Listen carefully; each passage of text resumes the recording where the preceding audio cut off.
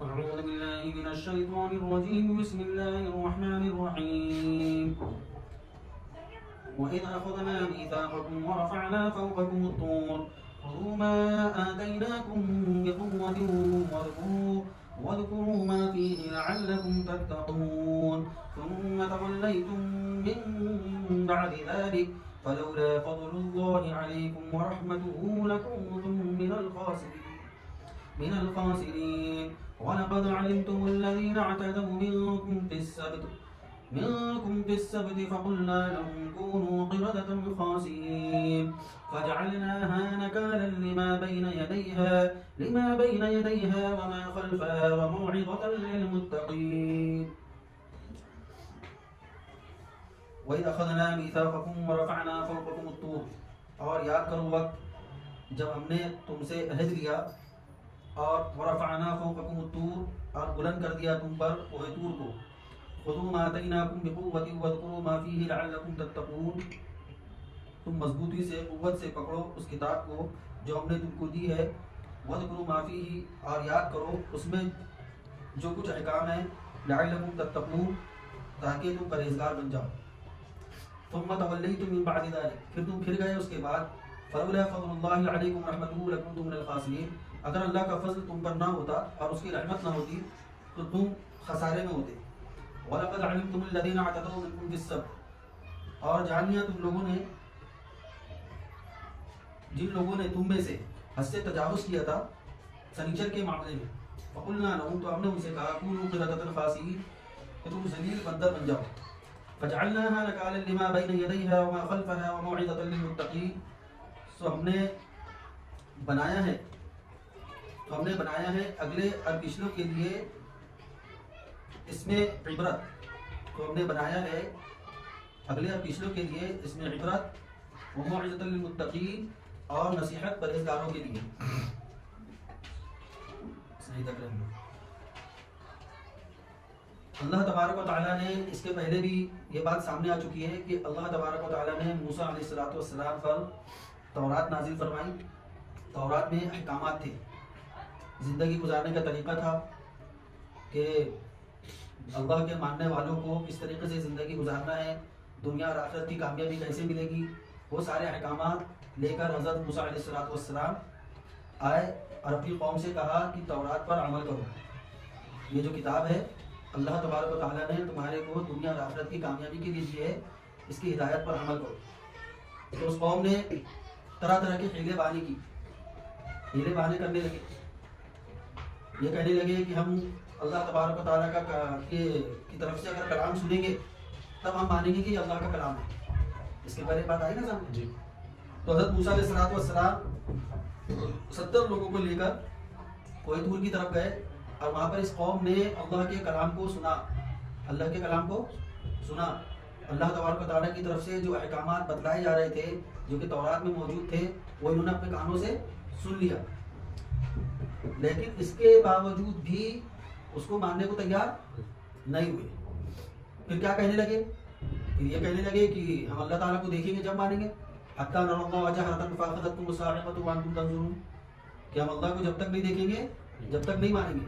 تو ایک بجلی کی کڑک نے ان کو موت کے گھاٹ اتار دیا. موت کے گھاٹ اتر گئے. پھر اللہ تبارک و تعالیٰ نے ان کو حضرت موسیٰ علیہ السلام نے دعا فرمائی، وہ دوبارہ زندہ ہو گئے. تو یہ سارے معاملات پیش آئے. وہ قوم جو ہے تورات پر عمل کرنے کے لیے تیار نہیں تھی، اس بات کو نہیں مان رہی تھی کہ ہم تورات پر عمل کرنے کو تیار ہیں. تو پھر کیا کیا گیا ان کے ساتھ معاملہ پھر یہ ہوا کہ اللہ تبارک و تعالیٰ نے جبرائیل علیہ السلام کو حکم دیا کہ ان کے اوپر قد آدم کے برابر پہاڑ کو لا کر کھڑا کر دیا جائے. ان کے سروں پر جو پہاڑ صاحبان کی طرح لٹک رہا تھا، سروں پر صاحبان کی طرح سے پہاڑ لٹک رہا تھا. اور پھر ان سے کہا گیا کہ اب اس کتاب کو تم مضبوطی سے پکڑو، اس کو مانو، اس پر عمل کرو، ورنہ تمہارے اوپر یہ پہاڑ گرا دیا جائے گا. تب جا کر وہ قوم اس پر عمل کرنے کے لیے مانی کہ ہم جو ہے تورات پر عمل کریں گے. اب یہ تورات پر عمل کرنے کے لیے یہ قوم نے مان تو لیا، لیکن صرف زبان سے اقرار کیا. ان لوگوں نے زبان سے اقرار کیا کہ ہم جو تورات پر عمل کرنے کے لیے تیار ہیں. اس ڈر سے جب وہ دیکھنے لگے کہ یہ پہاڑ کہیں ہمارے اوپر گر نہ جائے تب جا کر ان لوگوں نے اس کو مانا. اور وہ بھی صرف زبان سے مانا، دل کے اندر ان کے ایسا کچھ نہیں تھا. دل میں یہی بات تھی کہ اب یہ پہاڑ وغیرہ ہمارے اوپر سے ہٹ جائے گا تب پھر ہم انکار کر دیں گے. تو اب یہاں پر ایک سوال یہ پیدا ہوتا ہے کہ اللہ تبارک و تعالیٰ نے خود فرمایا لا اکراہ فی الدین, دین کے معاملے میں کوئی زبردستی نہیں, دین کے معاملے میں کوئی زبردستی نہیں. تو پھر یہاں پر قوم بنی اسرائیل کو زبردستی کر کے دینی احکامات پر عمل کرنے کے لیے مجبور کیوں کیا جا رہا ہے؟ سوال سمجھ میں آیا کہ دین کے معاملے میں اللہ تعالیٰ فرما رہے کہ کوئی زبردستی نہیں ہے, تو قوم بنی اسرائیل کے ساتھ زبردستی کیوں کی جا رہی ہے؟ کہ ان کے اوپر پہاڑ لٹکا دیا گیا اور ان سے کہا گیا کہ مانو اس پر عمل کرو نہیں تو تم پر پہاڑ گرا دیا جائے گا. تو بات دراصل یہ ہے, ایک وہ شخص ہوتا ہے جس نے اسلام کو قبول ہی نہیں کیا, ایک وہ شخص ہے جس نے اسلام کو قبول ہی نہیں کیا, اسلام کو مانتا ہی نہیں ہے, کسی دوسرے مذہب کو مانتا ہے یا کسی مذہب کو نہیں مانتا ہے, تو اس کو اسلام لانے کے لیے زبردستی نہیں کی جائے گی, اسلام قبول کرنے کے لیے اس کو زبردستی نہیں کی جائے گی. اسی طریقے سے اسلامی احکامات پر عمل کرنے کے لیے بھی اس کو زبردستی نہیں کی جائے گی. اب ایک شخص ہے جو مسلمان ہی نہیں ہے, اس کو یہ نہیں کہا جائے گا کہ چل نماز پڑھ نہیں تو ہم تیرے کو ماریں گے, چل مسجد نماز پڑھ. کوئی سریش, رمیش اور کیا کیا نام رہتے ہیں, ستیش, تو اس سے یہ نہیں کہا جائے گا کہ چل جا کے نماز پڑھ نہیں تو ہم تجھے ماریں گے, اس سے زبردستی نہیں ہوگی. لیکن جس نے اسلام کا کلمہ پڑھ لیا ہے, اللہ کی وحدانیت کا اقرار کر لیا ہے, مسلمانوں کی فہرست میں شامل ہو چکا ہے, اب وہ اگر احکامات پر عمل نہیں کر رہا ہے تو اس پر زبردستی کی جائیں گی, اس کو منوایا جائے گا, تنبیہ کی جائیں گی. ہماری بات سمجھ میں؟ اگر پیار محبت شفقت سے پڑھتا ہے تو ٹھیک, اگر پیار محبت شفقت سے نہیں پڑھتا ہے تو تنبیہ بھی کی جائیں گی. اس واقعے سے یہ بات سمجھ میں آتی ہے کہ اگر جو لوگ ہمارے ماتحت میں ہیں وہ اگر دین پر عمل نہ کرے تو اولا تو ان کو محبت سے سمجھایا جائے گا, شفقت سے سمجھایا جائے گا, نرمی سے سمجھائیں گے. لیکن اگر وہ بالکل تل جائے کہ عمل ہی نہیں کرنا ہے, ابا بیٹے کو بول رہے بیٹا نماز پڑھ نماز پڑھ, نصیحت کر رہے ہیں, خود دعوت دے رہے ہیں بیٹا نماز پڑھو بیٹا نماز پڑھو, اب بیٹا جو نماز پڑھ ہی نہیں رہا, سن نہیں رہا بیٹا, تو اب پیار محبت سے نہیں سمجھایا جائے گا, سختی بھی کی جائے گی. ہم لوگ کو ہمارے بچپن کا اچھے سے یاد ہے, بچپن کا جو دور ہے ہمارا, ہم لوگ ربانی اسکول میں پڑھتے تھے. تو ربانی اسکول کی جو چھٹی ہوتی تھی 1 اور 1:15 بجے کے بیچ میں چھٹی ہوا کرتی تھی ربانی اسکول سے, تو ہم لوگ وہاں سے نکلتے تھے 1:20 1:25 تک کے ہم لوگ پہنچ جاتے تھے. 1:30 بجے ظہر کی نماز کا ٹائم تھا, 1:30 بجے, اور وہ وقت ایسا گزرا ہے کہ پورے کامٹی کی مسجد میں 1:30 بجے ٹائم ہوتا ہے, 1:30 بجے کی جماعت تھی پورے کامٹی کی مسجد میں. اور یہ بولا جاتا تھا کہ کامٹی والوں کو حضرت جبرائیل علیہ السلام نے آ کر بولے کہ 1:30 بجے کی ہی جماعت رکھنا. کئی سال ہم نے دیکھے کہ کسی مسجد سے جماعت کا وقت, ظہر کی نماز کا وقت بالکل بدلتا ہی نہیں تھا, 1:30 بجے کے علاوہ کوئی ٹائم تھا ہی نہیں. پھر بعد میں سب سے پہلے جو ایک مسجد میں نماز کا ٹائم بدلا ہے وہ نیا بازار کی بڑی مسجد, وہاں کا ٹائم سب سے پہلے بدلا گیا, 1:45 بجے کی جماعت میں. لیکن اس وقت میں سب مسجدوں کا جو 1:30 بجے کا ٹائم تھا, اب وہ ٹائم پہ بھوک اتنی شدت سے لگی ہوئی ہوتی تھی, صبح چائے پراٹھا کھا کے نکلتے تھے, بھوک شدت کی رہتی تھی.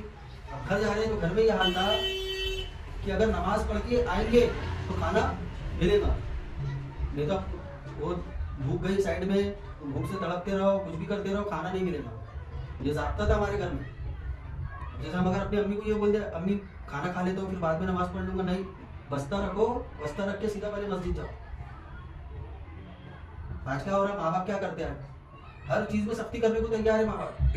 بیٹا ٹیوشن نہیں جا رہا تو اماں جی مار مار کے بھیجے گی, بیٹا اسکول نہیں جا رہا تو اماں جی مار مار کے بھیجیں گے. لیکن ایک نماز ہی ایک ایسا معاملہ رہ گیا ہے جہاں پر ہم کو یہ خیال آتا ہے کہ نہیں, نرمی سے سمجھانا چاہیے, شفقت سے سمجھانا چاہیے. دین کے معاملے ہی ایک ایسا رہ گیا ہے کہ بس نرمی سے سمجھاؤ, شفقت سے سمجھاؤ. نرمی اور شفقت سے سمجھانا یہ پہلا درجہ ہے. بچہ ہو یا بیوی ہو یا ہمارا چھوٹا بھائی ہو, جو لوگ ہماری ماتحت میں ہے, تو پہلا درجہ تو نرمی سے ہی سمجھانے کا ہے, پیار محبت سے سمجھانے کا ہے, دعوت دینے کا ہے, نماز کے فضائل بتلانے کے, نماز چھوڑنے سے کیا گناہ ہوتا ہے, اللہ تبارک و تعالیٰ کا کیا سزا ہوگی, وہ سب بتلایا جائے گا. لیکن اگر اپنا جو ماتحت ہے, اپنا بچہ ہے, شاگرد ہے, بیگم صاحبہ ہے, نہیں مان رہے ہیں تو اس وقت سختی بھی کی جائے گی. اور اس کی دلیل ورفعنا فوقکم الطور, قوم نہیں مان رہی تھی تو پہلے دیکھو اس کے پہلے جو ہے نرمی سے سمجھایا گیا, پیار محبت سے سمجھایا گیا. موسیٰ علیہ السلام نے سمجھایا, اللہ تبارک و تعالیٰ کی طرف سے جو ہے ان کو وہی آتی رہی, نرمی محبت شفقت سے سمجھاتے رہے, بار بار عہد کو توڑتے گئے, مانتے گئے, توڑتے گئے, پھر کیا کیا گیا, سختی کی گئی ان کے اوپر. تو اس سے پتہ چلا کہ پہلے نرمی سے سمجھایا جائے گا, شفقت سے سمجھایا جائے گا. لیکن جب بچہ ایک دم ہی جو ہے آپے سے باہر ہو جائے، آؤٹ ہو جائے، تو اس کو جو ہے آؤٹ کو ان کرنے کے لیے سختی کی جائے گی۔ ایسی مدرسے میں بھی ہے، مدرسے میں بھی بچہ اگر نہیں پڑھ رہا ہے برابر تو پہلے پیار محبت شفقت سے سمجھائیں گے، پھر بعد میں اس کو تنبیہ بھی کی جائیں گی۔ ہاں البتہ تنبیہ کرنے میں جو اساتذہ یا والدین ایک دم ظالمانہ رویہ اختیار کرتے ہیں، ظالمانہ رویہ اختیار کرتے ہیں، وہ ظالمانہ رویہ اختیار کرنا قطعاً جائز نہیں ہے۔ اب دیکھو ایک شخص ہے مدرسے میں پڑھتا ہی نہیں ہے، مدرسے میں پڑھتا ہی نہیں، باہر گھوم رہا ہے، ہمارے مدرسے میں اس کا داخلہ نہیں ہوا یا کسی مدرسے میں نہیں پڑھتا ہے، تو ہم اس کو یہ نہیں بولیں گے 7 بجے کی کلاس ہے چل کلاس میں حاضر ہو۔ لیکن ایک طالب علم ایک شخص ایسا ہے جس نے مدرسے میں داخلہ لے لیا ہے، اس نے وہاں کے اصول و ضابطے کو قبول کر لیا ہے، تو اس کے اوپر سختی کی جائے گی۔ تو قوم بنی اسرائیل کے اوپر احکامات پر عمل کروانے کے لیے زور زبردستی کرنا یہ اس وجہ سے تھا کیونکہ انہوں نے ان چیزوں کو قبول کر لیا تھا۔ موسیٰ علیہ السلام کی نبوت کو ان لوگوں نے قبول کر لیا تھا، عمل کرنے کے لیے تیار نہیں ہو رہے تھے، ہیلے بہانے ڈھونڈ رہے تھے۔ جب اللہ کا کلام ان لوگوں نے سن لیا تو اس میں بھی جو ہے کیا بولتے ہیں کنچی مارنے لگے کہ اللہ تعالیٰ نے جو فرمایا ہے کہ جو احکامات ہے بہتر ہے اس پر عمل کرو، اگر اچھا لگے گا آرام سے اگر عمل کر سکتے تو کرنا، اور جن پر عمل نہیں کر سکتے اس کو چھوڑ دینا۔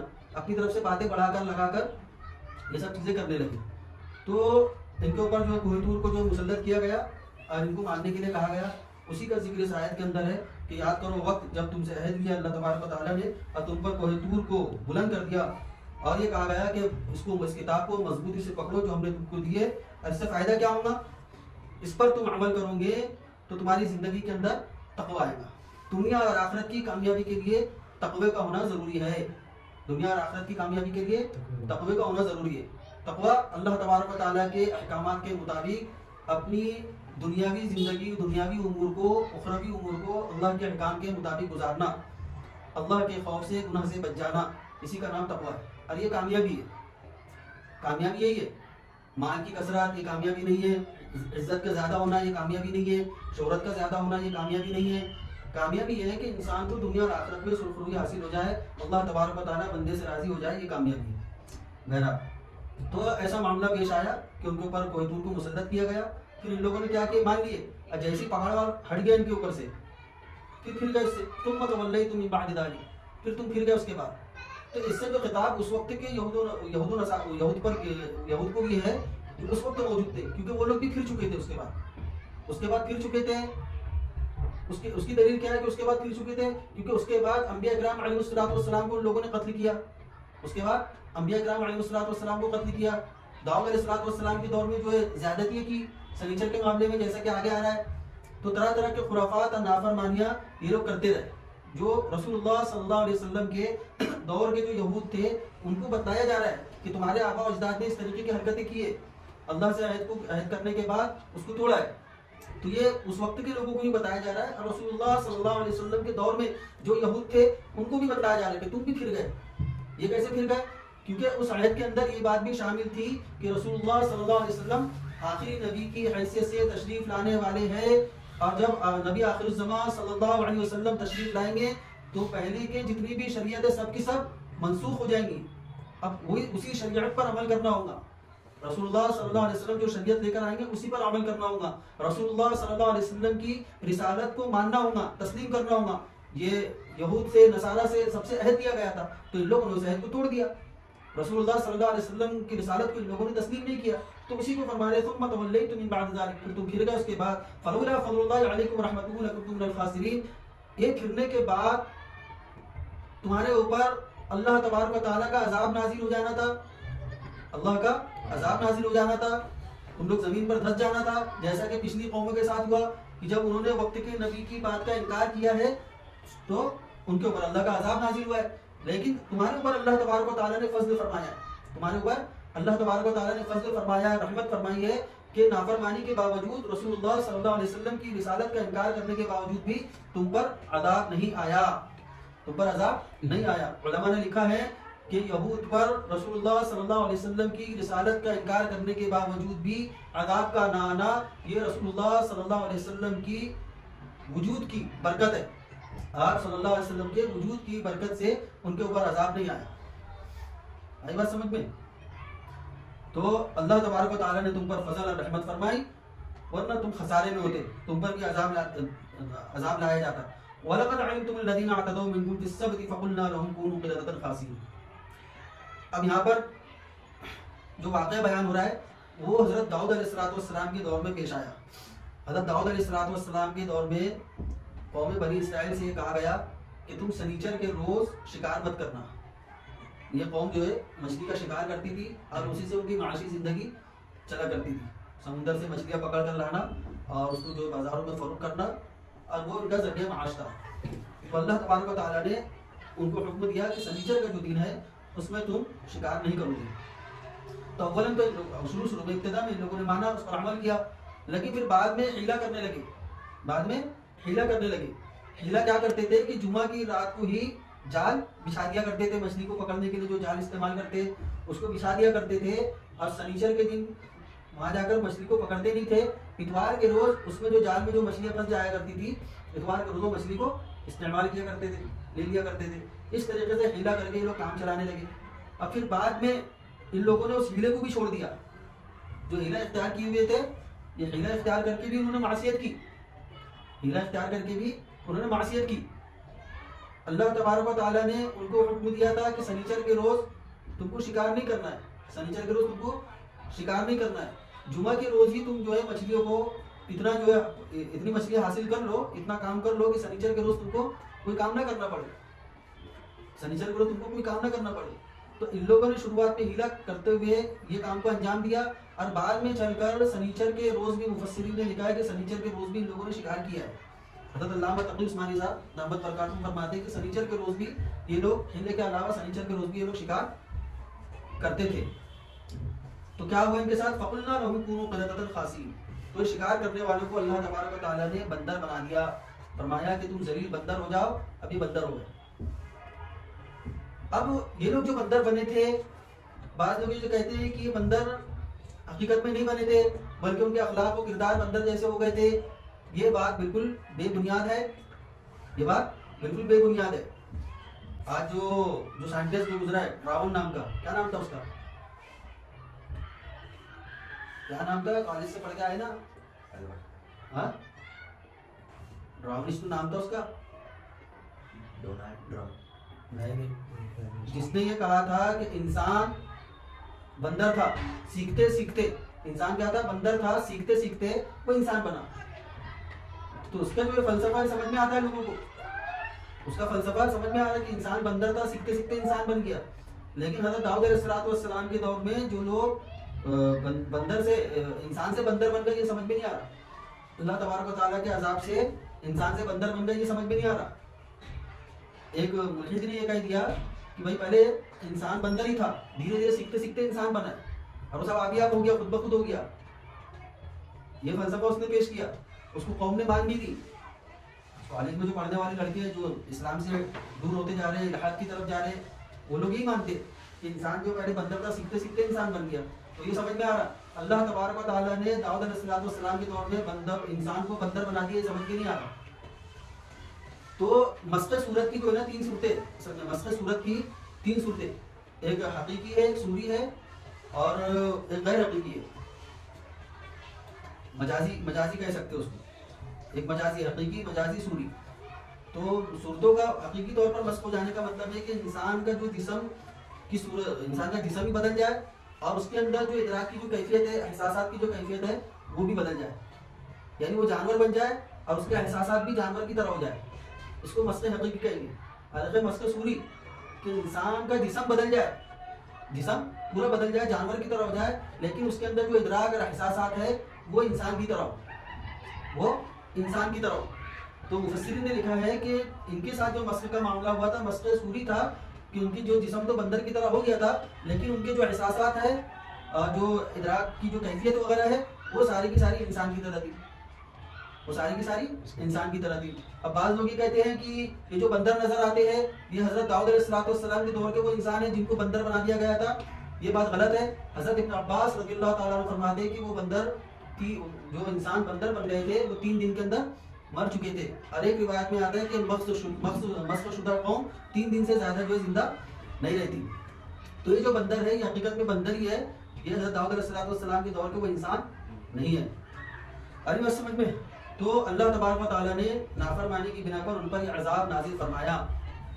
ہم کتنے خوش قسمت ہیں, اس طریقے کی نافرمانی ہم بھی تو کر رہے ہیں, اللہ کے احکامات کو توڑ رہے ہیں, اللہ تبارک و تعالیٰ کا خوف نہیں ہے, دنیاوی معاملات, دنیا کا مال, دنیا کی دولت غلط طریقے سے حاصل کی جا رہی ہے, زیادتیاں کی جا رہی ہے, لوگوں کے ساتھ ظلم و ستم ہو رہا ہے, خانگی زندگی میں ظلم و ستم, صبح سے لے کر شام تک کی زندگی ہماری معصیت و نافرمانی کے ساتھ گزر رہی ہے, لیکن پھر بھی اللہ تبارک و تعالیٰ نے ہم پر عذاب نازل نہیں فرمایا. یہ رسول اللہ صلی اللہ علیہ وسلم کی امت میں ہونے کی برکت ہے, اس پر شکر ادا کرنا چاہیے اور اپنے حالات کو درست کرنے کی کوشش کرنا چاہیے. پھر آگے اللہ تبارک و تعالیٰ فرماتے فَجَعَلْنَاهَا نَكَالًا لِمَا بَيْنَ يَدَيْهَا وَمَا خَلْفَهَا وَمَوْعِظَةً لِلْمُتَّقِينَ. اب یہ پچھلوں کے جو واقعات ہے یہ کیوں ذکر کیے جا رہے ہیں؟ قرآن کریم پچھلوں کے واقعات کیوں ذکر کرتا ہے, پہلوں کی باتوں کو کیوں بیان کیا جاتا ہے؟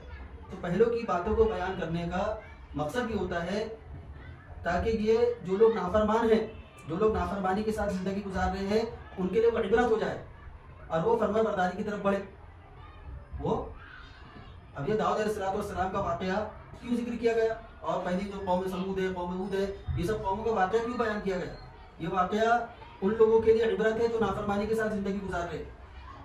وہ یہ واقعات سننے کے بعد, یہ قصے سننے کے بعد فرما برداری کی طرف بڑھے کہ اللہ تبارک و تعالیٰ کی نافرمانی کرنے کی بنا پر, اللہ کے احکامات کو توڑنے کی بنا پر پچھلی امتوں کے ساتھ اس طریقے کا حشر ہوا ہے.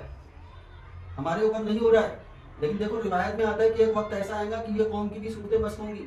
ترمذی شریف کی حدیث ہے, یہ قوم جو امت محمدیہ صلی اللہ علیہ وسلم, ان کی بھی صورتیں مست کی جائیں گی قرب قیامت میں, جب والدین کی نافرمانی کثرت سے کی جانے لگے, باپ کی نافرمانی کی جانے لگے, جو امانت ہے اس کو مال غنیمت سمجھا جانے لگے, گانا بجانا عام ہو جائے, زنا عام ہو جائے. جب یہ سارے معاملات پیش آنے لگیں گے کثرت سے, تو اس وقت جو آسمان سے پتھر برسیں گے, زلزلہ آئے گا, صورتیں مسخ کر دی جائیں گی.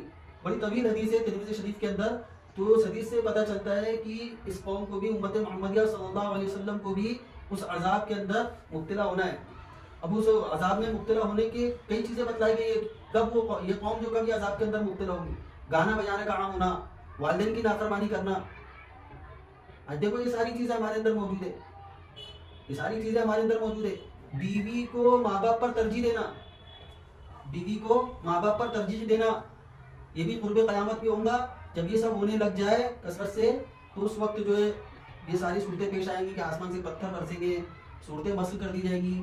آگے سارے گناہ تو میرے خیال سے ہوتے کیا وہی سب, جیسے والدین کی نافرمانی. والدین کی نافرمانی تو بالکل عام ہو گئی ہے. کیا پڑھا لکھا, کیا بے پڑھا, کیا عالم صاحب, کیا حافظ صاحب, بالکل جو ہے ایک کھیل مچا لیے, والدین کو تماشا مچا کے رکھے. والدین کے ساتھ جو بدسلوکی کی جو کثرت ہو رہی ہے, پڑھا لکھا طبقہ بھی اب اس کے اندر مبتلا ہو چکا ہے. یہ تو پہلے ایسا تھا, صرف جو دین سے دور تھے, تعلیم سے دور تھے, انہی لوگوں کے بارے میں تصور کیا جا سکتا تھا کہ والدین کی نافرمانی کریں گے. لیکن آج جو موبائل نے, گیمز نے ہماری عقلوں کو ایسا معاف کر دیا ہے کہ پڑھے لکھے ہونے کے باوجود بھی یہ سارے کارنامے انجام دیے جا رہے ہیں. اور اس کو سب سے بڑی بات تو یہ ہے کہ اب اس کو گناہ بھی نہیں سمجھا جاتا. والدین کی نافرمانی کو, والدین کے ساتھ بدسلوکی کو اب تو احساس ہی ختم ہو گیا کہ ہم نے کوئی گناہ کا کام کیا. 24 گھنٹہ اگر والدین کے ساتھ گزار رہا ہے, ایسے کہ نا 24 گھنٹہ اگر والدین کے ساتھ گزار رہے ہیں, تو 24 گھنٹے میں 10 سے 15 مرتبہ ہمارے ساتھ ایسے معاملات پیش آتے ہیں کہ جس میں ہم والدین کے ساتھ بدسلوکی کے بھی مرتکب ہوتے ہیں اور والدین کے ساتھ کی نافرمانی کے بھی مرتکب ہوتے ہیں. یہ لمحہ فکریہ ہے کہ اللہ تبارک و تعالیٰ نے والدین کے ساتھ نافرمانی, ان کے ساتھ بدسلوکی کو اتنا بڑا جرم قرار دیا کہ جب اس کی کثرت ہونے لگ جائیں گی تو آسمان سے پتھر برسنے لگیں گے, زلزلوں کی کثرت ہونے لگے گی, صورتیں مسخ ہونے لگیں گی. تو غور و فکر کریں. سننا سنانا تو بہت ہو رہا ہے, چل ہی رہا ہے, پورا قرآن سن لیے, پورا قرآن جو پڑھ لیے, لیکن جو زندگی کے اندر کوئی خاص تبدیلی نظر نہیں آئی. ہماری جو حالت ہے وہ بدل نہیں رہی ہے, اور جو بدلنا چاہتا ہے وہ انتظار کر رہا ہے, فلانا بدلے گا تب میں بدلوں گا, فلانا صحیح ہو جائے گا تب میں صحیح ہو جاؤں گا. تو یہ سب سے پہلے تو ہم اس بات کا احساس کریں, اس بات کو سمجھ لیں کہ یہ جو چیزیں ہیں, والدین کے ساتھ نافرمانی کرنا, گانوں بجانوں کے اندر جو مبتلا ہونا, امانت میں خیانت کرنا, غلط طریقے سے مال حاصل کرنا. اسی طریقے سے اسی حدیث کے اندر یہ بھی آیا کہ جو رذیل قوم کا رذیل آدمی ہوگا, ایک دم ذلیل اور گھٹیا آدمی ہوگا, وہ قوم کا سردار بن جائے گا. آج ایسا ہو رہا ہے کہ نہیں ہو رہا ہے؟ جن کی کوئی اوقات نہیں ہے، جو سید الجہلا ہے، وہ لوگ آج کیا ہے ہمارے جو ہے سردار بنے بیٹھے ہیں. جن کی کوئی عزت نہیں ہے وہ لوگ سردار بن گئے. سردار جو نیتا وغیرہ جو بنے ہوئے کون لوگ ہیں؟ دیکھو ہمارے اوپر کون لوگ مسلط ہے، کیسے کیسے لوگ ہمارے اوپر مسلط ہوئے. تو یہ سب قرب قیامت کی علامت ہے. اب ہمارے پاس دو راستے، یا تو ہم جو ہے انہی لوگ کو کوستے رہو، وہ فلانا حاکم بنا ہے تو ایسا ہو گیا، فلانا جو یہ کر رہا ہے تو ایسا ہو گیا، فلانی حکومت چلے جائیں گی تب سب صحیح ہو جائے گا. اور دوسرا راستہ یہ ہے کہ ہماری بدعمالیوں کی بنا پر جو سب کارنامے انجام ہو رہے ہیں، یہ سب لوگ ہمارے اوپر مسلط ہو رہے ہیں، ان کارناموں کو بدل دے. جو کارنامے ہم نے انجام دیے ہیں، اللہ کے احکامات کو توڑے ہیں، رسول اللہ صلی اللہ علیہ وسلم کی سنتوں کو گھروں سے نکال دیے ہیں، ان چیزوں کو اپنے اندر واپس لائیں. تو یہ ساری چیزیں جو ہے خود بخود ختم ہو جائیں گی. اب نہیں تو پھر جو حکومتوں کو کوستے رہے کہ فلاں مسلط ہو گیا ہمارے اوپر، اس لیے ہم پر یہ عذاب آ رہا ہے. تو فلاں جو مسلط ہوا ہے، فلاں شخص جو ہمارے اوپر مسلط ہوا ہے، تب ہمارے اوپر پریشانی ہے. تو فلاں کے پہلے جو مسلط تھا وہ کیا تھا؟ تب بھی ہمارے حالات ایسی تھے. پھر وہ فلاں کے پہلے جو مسلط تھا وہ کیا تھا؟ تب بھی ہمارے حالات ایسی تھے. ہم جو ہے اپنی تکالیف کا جو سبب سمجھے ہوئے ہیں، وہ سبب ہی سمجھنا غلط ہے. ہماری جو تکالیف کا، پریشانیوں کا سبب بالکل واضح ہے کہ ہم جیسا جیسا اللہ کے احکامات سے دور ہو رہے ہیں، اللہ تبارک و تعالیٰ کی طرف سے ویسا ویسا ہمارے اوپر حالات آ رہے ہیں. اور ان حالات کو بدلنے کا صرف اور صرف ایک ہی طریقہ ہے کہ اللہ تبارک و تعالیٰ کے احکامات کو مضبوطی سے پکڑ لو. وَاعْتَصِمُوا بِحَبْلِ اللَّهِ جَمِيعًا، اللہ کی رسی کو مضبوطی سے تھام لو. جب اس کو مضبوطی سے تھام لیں گے تو یہ سارے اگر یہ حاکم بھی اگر ایسے ہی رہیں گے تب بھی ان حاکموں کا تمہارے اوپر کوئی برا اثر نہیں پڑے گا. اول تو اللہ تبارک و تعالیٰ حکام بدل دیں گے. اللہ تبارک و تعالیٰ ابھی جو بھی حاکم ہیں، جن کو ہم برا بھلا بولتے رہتے ہیں، کس کے حکم پر مسلط ہوئے ہیں؟ ہمارے اوپر جو ایسے حاکم جن کو ہم ناپسند کرتے ہیں، وہ حاکم کس کے حکم سے مسلط ہوئے؟ اللہ کے حکم سے مسلط ہوئے. اللہ کے حکم سے مسلط ہوئے نا. تو اللہ تبارک و تعالیٰ جب وہ حاکم کو مسلط کرنے پر قادر ہے، جب ہم اپنے حالات کو درست کر لیں گے، احکامات کے مطابق زندگی گزاریں گے، یا تو اللہ تبارک و تعالیٰ حاکم بدل دیں گے، اور یا تو اللہ تبارک و تعالیٰ اس پر بھی قادر ہے کہ وہ حاکم کے قلب کو بدل دیں گے. تو حکومتوں کو کوسنے کے بجائے اپنے آپ کو، اپنی جو زندگی کو محاسبہ کر کے بدلنے کی کوشش کی جائے، یہ بہتر ہے. تو بہرحال اللہ تبارک و تعالیٰ پچھلوں کے جو واقعات ذکر فرماتے ہیں، وہ اس لیے ذکر فرماتے ہیں تاکہ جو نافرمان لوگ ہیں وہ فرمان برداری کی طرف آ جائے، اس سے عبرت لے کے. اور جو متقی ہے ان کے لیے نصیحت ہے. وَمَوْعِظَةً لِّلْمُتَّقِينَ، متقیوں کے لیے کیا نصیحت ہے؟ جو اللہ تبارک و تعالیٰ کی فرمان برداری کر رہے ہیں ان کے لیے اس میں نصیحت یہ ہے کہ تم جو فرمان برداری کے ساتھ زندگی گزار رہے ہو، فرمان برداری کے ساتھ ہی زندگی گزارنا. خبردار جو ہمارے آس پاس میں، اطراف میں جو اللہ کے نافرمان لوگ ہیں، ان کا دیکھا دیکھی اور ان کی ظاہری چمک دمک کو دیکھ کر گمراہی کی طرف مت چلے جانا. ہوتا ہے نا بعض دفعہ ایک انسان اچھا اللہ کے احکام کے مطابق زندگی گزار رہا ہے، نبی کے طریقے کے مطابق زندگی گزار رہا ہے، لیکن اس کے جو ظاہری حالات جو ہے ناگفتہ بھی ہوتے، ظاہری حالات ٹھیک نہیں ہوتے. وہ پھر اپنے اطراف میں دیکھتا ہے ایسے لوگوں کو جو بہت مال حاصل کر رہے ہیں، بہت عزت حاصل کر رہے ہیں، بہت شہرت حاصل کر رہے ہیں. تو شیطان اس اچھے شخص کے اندر، نیک شخص کے اندر یہ وسوسہ ڈالنے لگتا ہے کہ چلو یار یہ شخص جو فلاں کام کر کے بڑی عزت حاصل کر لیا، یہ شخص فلاں کام کر کے بڑی شہرت حاصل کر لیا، چلو میں بھی کچھ یہ کام کر لیتا ہوں. تو ان کو نصیحت ہے کہ تم آس پاس کی چمک دمک دیکھ کر تم کو بہکنا نہیں ہے. اگر تمہیں یہ وسوسہ آئے کہ آس پاس کی چمک دیکھ کر میں بہک جاتا ہوں، میں بھی غلط کام کر لیتا ہوں، تو ان لوگوں کے واقعات یاد کر لینا جنہوں نے اللہ کے احکامات کو جو ہے روندہ تھا، تو ان کے ساتھ کیا حاصل ہوا تھا. اگلی بات سمجھ میں